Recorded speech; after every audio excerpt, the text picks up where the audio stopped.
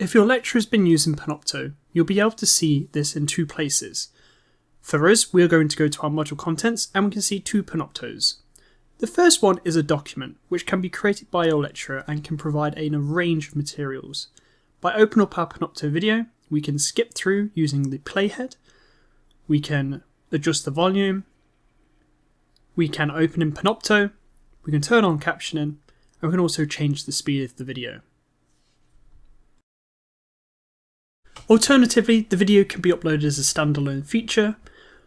You can access this just like the previous one, but we recommend always opening in Panopto. From here, you'll see the video on a bigger screen. You'll see the play button, the timeline, as well as a microphone, your captioning, and as well as your playback speed.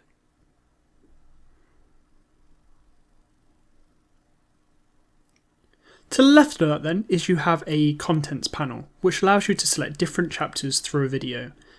You can also select your captionings on the left and then using the drop down menu to select the language you wish to use. As you can see, by pressing the close captions button, we can see captions enabled on the video. And these are all timestamped, so you can scan through or search for a word and it's timestamped to the video.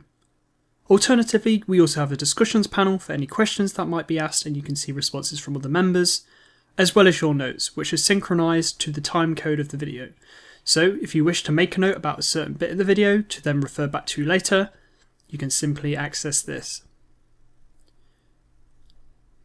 If I move my playhead now to a different part of the video and then press on the comment, it will take me straight back to where I made that note originally. I can then delete this by pressing the 3 ellipses button and selecting delete.